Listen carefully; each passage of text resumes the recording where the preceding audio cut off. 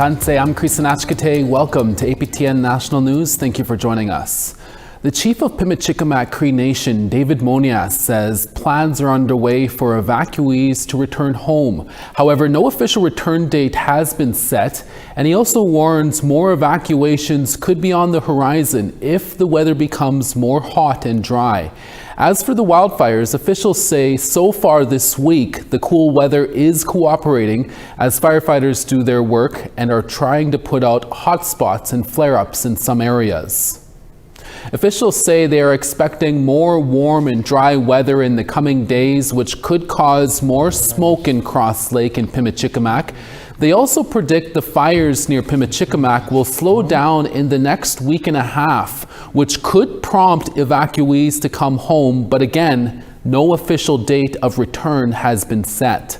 The province of Manitoba says the fires near Pimicikamak is now more than 58,000 hectares in size and is still out of control. Pimicikamak is located almost 800 kilometers north of Winnipeg.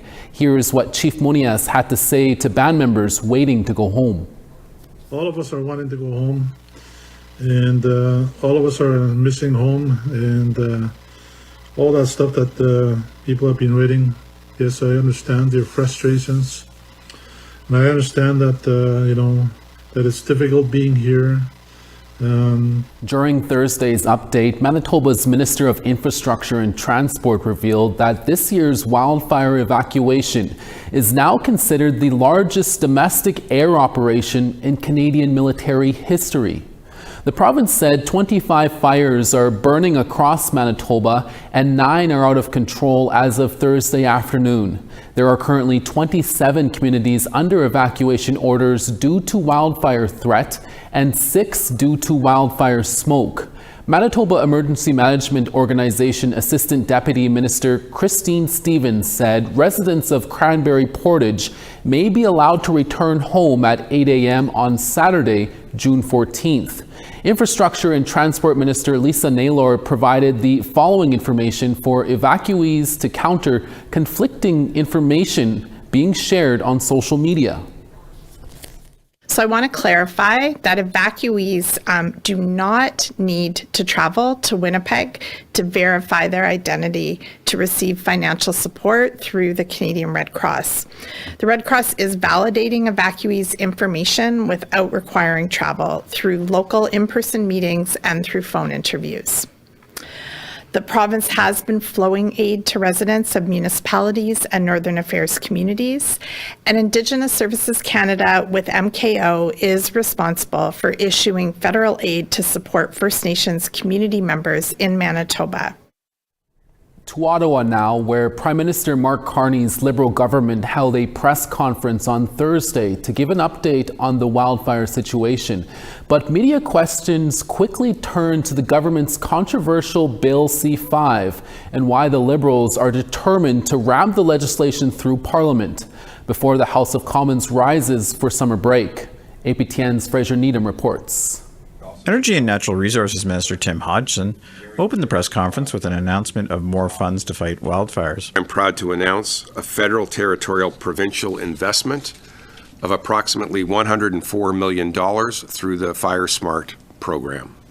This represents over $94 million in joint investments from the governments of Canada, British Columbia, Alberta, Newfoundland and Labrador, Manitoba, the Yukon, Nova Scotia, and Prince Edward Island. But Hodgson was soon forced to answer a number of questions about why the government will not allow its new economic development legislation to be studied at committee before reaching third reading. Hodgson simply said extreme times call for extreme measures. We're in a very difficult situation right now. We have a trade war. We have a trade war that is affecting sector after sector after sector. Canadian jobs are at risk. Canadians' livelihoods are at risk, and quite frankly, the prosperity of the country is at risk. But at another press conference outside the House of Commons at almost exactly the same time, the NDP's Leah Gazan wasn't buying any of it. Bill C-5 is not the way to get it done.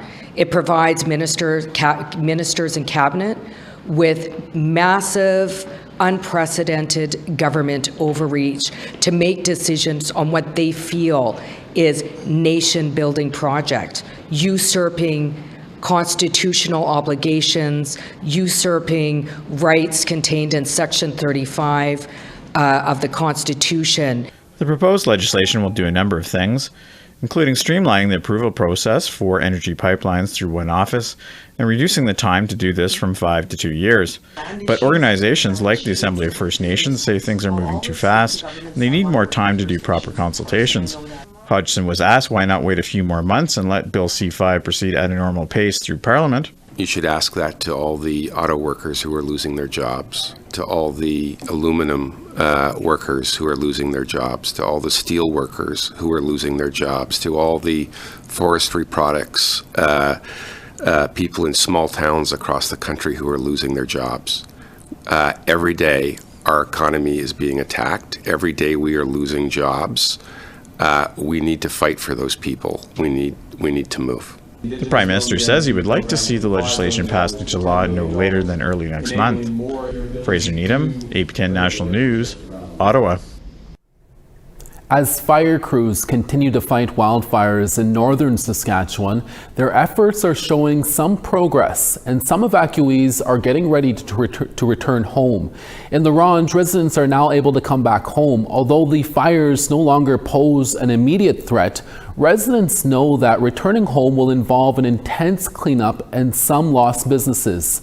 APTN video journalist Rachel Mays spoke with 2 La Ronge residents who've already returned. And the knock on the door was so loud, and so I opened the door and there's a cop standing there. We have to leave in 10 minutes. Bernadette Yuya describes the moment she had 10 minutes to gather her 5 children, bring her dog to a safe location in La Ronge, and board a bus to leave her home. She says it was right next to the bush where fires were spreading quickly. She left with just her purse, a bottle of water, and the clothes on her back. Yuya and her children had been staying at Sturgeon Lake First Nation during the evacuation. On Thursday, they returned to a home not damaged by the fire, except for soot and ash debris outside. Yuya says she is happy to be home, but thankful for the generosity of Sturgeon Lake. These people are amazing. They treat us well and with respect and love, and they took care of us. Although her family and others were well taken care of during their stay, she stressed the government needs to consider families when evacuating communities. Us women, we need space, not the community hall with our 5 little ones, 5 2-year-olds, 1-year-old and crawling. Unacceptable. But it's not just families affected by evacuations. At a press conference on Wednesday, La Ronge Chamber of Commerce President Matthew Maurer said that being shut down for even 7 days has had a devastating impact on La Ronge's economy. We've had this happen before in 2015, and the people remember what happened. Businesses had to go into debt, unnecessary debt. We had lost, wasted inventory. And, some businesses weren't ever able to recover from it. He said that as evacuees return to the community, they will still be facing the impacts the evacuation has had on La Ronge. So people are starting to return to the community now, but we have, our grocery stores that have no food and need to restock. We have business owners who stuck around to be providing those essential services, and they're burnt out, they're exhausted, and they need to rest now. APTN News asked about the potential impact on tourism in La Ronge. Mara replied that businesses in northern areas will likely be facing losses during their busiest months. Quiet, because even if the fires are not an immediate threat to the community right now, people still have that anxiety, they still have that fear, and they maybe have rescheduled their plans, or they've made other plans because they weren't sure what's going to happen in the north. Maurer hopes the government of Saskatchewan provides some level of financial relief to small businesses that are rebuilding. Rachel May, APTN National News, Saskatoon. Some wildfire evacuees in Manitoba say they're receiving fraudulent text messages and calls from scammers pretending to provide disaster relief. The Canadian Red Cross wants everyone to be cautious of unsolicited requests for payment or personal information from fraudsters impersonating them. APTN Sav Jonesa has more. Even during a time of crisis, scam artists never take a break. Some wildfire evacuees in Manitoba are being targeted by fraudsters pretending to be the Canadian Red Cross. We've received reports of that, and we're asking Manitobans to ensure that they're responding to official communications through the Red Cross. Don't provide your information to third parties or anything that's unvalidated. And a good way to verify that is to go to MB Ready or the Red Cross website directly. Text messages, phone calls, and possibly even emails are going out to unsuspecting Manitobans displaced by wildfires. They promise financial aid to many who are desperately waiting for it. But the result may be costly as scammers demand banking information, social insurance numbers, and even an initial payment. The Canadian Red Cross says those requests are red flags. Individuals eligible for financial assistance will not need to provide their social insurance number, bank account information, or credit card number during their registration or to receive assistance. In addition, the Red Cross will not ask for any form of payment in order to receive assistance. More than 20,000 wildfire evacuees are registered with the Canadian Red Cross in Manitoba. It's in charge of dispensing daily stipends on behalf of the province so that people can continue to pay their bills and make ends meet during a time when many are out of work. Though Manitobans have taken to social media to show off the fraudulent messages, so far Manitoba RCMP have received no reports from people affected. They remind people that if you feel uncomfortable or suspicious, hang up, delete the email, or simply ignore the request. Don't feel pressured to make any decisions and never send money. It seems like Manitoba isn't the only province being impacted by scammers. Saskatchewan Premier Scott Moe had this to say. Taking advantage of people in what is an extremely vulnerable situation where they and their family have been displaced from their home, often had to travel halfway across the province, hours and hours in the dead of night. For someone to take advantage of a family that is in that situation, hell hath no place hot enough for them. The Canadian Red Cross says to contact local authorities if you suspect someone is trying to scam you. Sav Jonesa, APTN National News, Winnipeg. Also on Thursday, Manitoba Premier Webequie did an aerial tour of the province to see the extent of the wildfires. He commented on people preying on vulnerable evacuees, calling for them to just cut it out. Here's a clip. Well, everybody's trying to prey on evacuees, whether you're somebody who's trying to do some sort of scam or if you're just like some bunk little drug dealer, like get out of here. This is garbage behavior. It's not what anybody should be thinking of. You cannot hold your head up high in the community if you do that. I mean, this is basic stuff that I'm saying here. So yeah, there will be investigations, there will be accountability. The Pimicikamak Cree Nation in Saskatchewan is celebrating as they broke ground to a new development in their community. That story when we come back. Stay with us.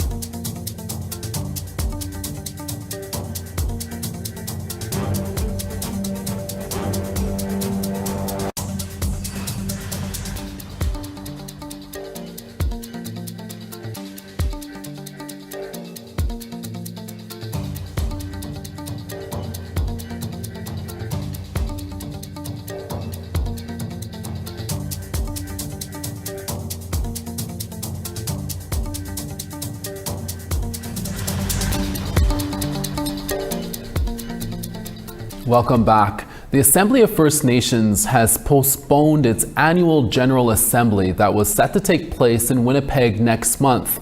The postponement is in response to the ongoing wildfire situation. Originally set for July 15th to the 17th in Winnipeg, it will now take place from September 3rd to the 5th. The AFN Executive Committee says many communities are actively engaged in emergency response efforts, and current conditions are impacting travel, accommodations, and the ability of delegates to participate in national gatherings.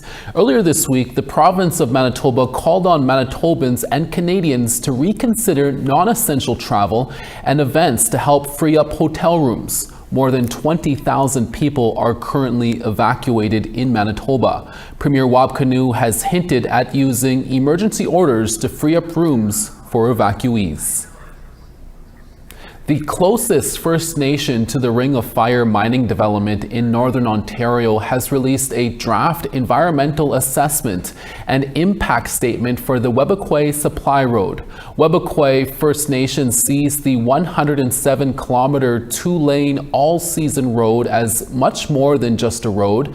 They say it represents a pathway to economic opportunity, connectivity, and hope on Webequie homelands. The release of the studies comes amid widespread First Nation opposition to Bill 5 legislation that would create special economic zones. Ontario Premier Doug Ford said the Ring of Fire, home to many critical minerals, would be one of those zones.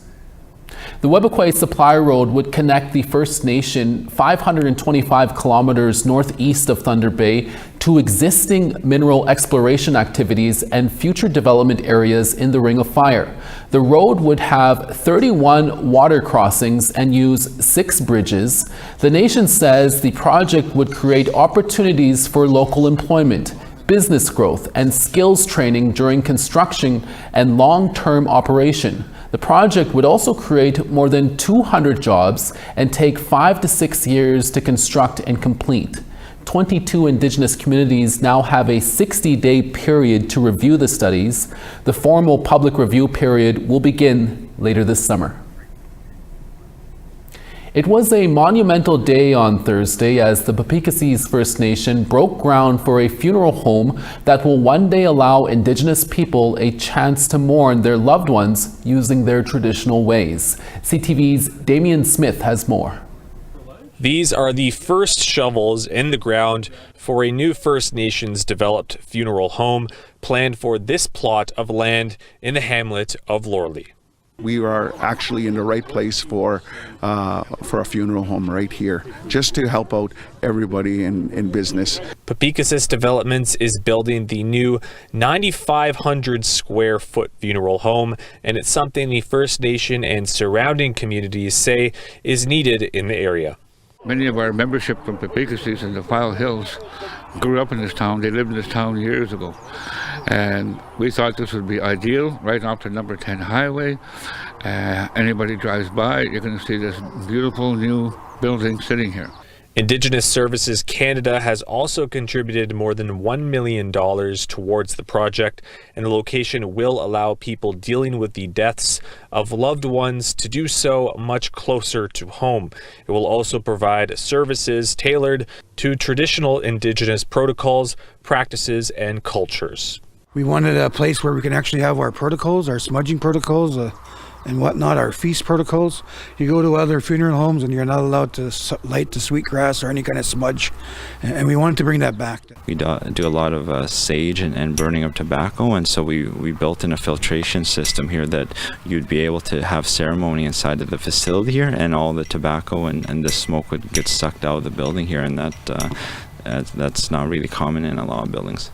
Now, according to PDL, 50 members will be working on the construction of the funeral home, which is expected to be completed sometime by September of 2026. And then eventually, once fully in operation, 5 to 10 full-time staff members will be working at the funeral home. Damien Smith, CTV News, Lorley. We now want to tell you about this week's 3 web poll questions. Over on our website, we ask, have you ever felt judged because of a visible tattoo? Your answers are often, sometimes, never, or I don't have any visible tattoos. Our second question we ask, do you understand the federal legislation that promises to speed up projects of national interest? Your answers are yes, a little bit, or no. And our third question, do you agree with the federal government increasing money on military spending? And your answers are yes or no. Go to our website at aptnnews.ca/polls to cast your ballot. We will post the results next Monday. Time now to head over to BC, where APTN video journalist Tina House tells us what she's working on. We're here in Merritt, BC, where we brought you a story of 24-year-old Miguel Mack, who went missing over 2 years ago. Sadly, his story has come to a very tragic conclusion. We'll have more on that story coming up very soon.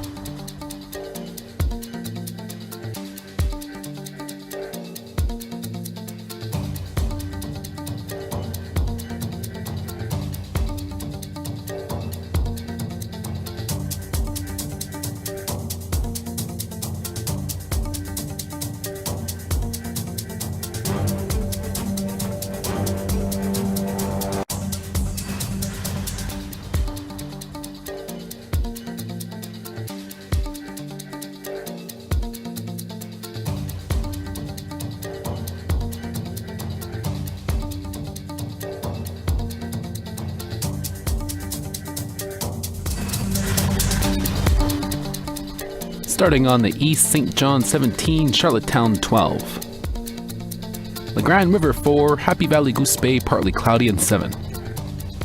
Saguenay sunny and 12, Quebec City 13. 17 in Ottawa and sunny there, Peterborough 13 and sun. Big Trout Lake 13, Sioux Lookout 14. 17 in Norway, House and sun, Thompson partly cloudy and 14. Sunny in Winnipeg at 19, Barons River 18. North Battleford rain there at 15, Saskatoon smoky and 16. Buffalo Narrows sunny and 12, La Ronge sunny and 12. Showers in Peace River at 13, Fort McMurray 14. Sunny in Medicine Hat at 26, Edmonton 18. 19 in Vancouver, Penticton 26 and rain. Showers in Dees Lake at 8, Smithers 19. Old Crow 25, Dawson 26. Watee 23, Wrigley 24. 7 in Sax Harbor, Polituck 23. 13 in Baker Lake, Cambridge Bay 8. And Resolute to Iqaluit, +4 in rain. Thanks for staying with us. It's a beautiful Friday, the second Friday of June, and for our French viewers, we have Kim Sullivan with us to tell us what to expect on tonight's Nouvelle Nationale. Tanse, Kim. Hey, Creason. I know that around 6:30 Eastern on a sunny Friday, we may be revving up the barbecues, but it's worth coming inside for our show. As always, we have so much to recap from this week's news. Tell us more, Kim. I know that the Cree Nation is weeks away from the election of their new chief. Yes, and a list is out. Candidates are in election mode. Who will replace Mandy Galmasti as Grand Chief of the Cree Nation? Well, we're about a month away from finding out. Speaking of months, June is History and Heritage Month, and last week featured 4 great Indigenous books to discover. Anything this week? Yes, well, we're staying in the art realm. Not only is it Indigenous History and Heritage Month, but it's also Pride Month. And if you know Montreal, you know that we are famous for our murals. One Indigenous artist actually inaugurated a gorgeous mural in the city this week, celebrating both months. So we're definitely going to talk about that, and it is worth seeing. And you got to travel into the communities last weekend, Kim. Anything fun came out of that one?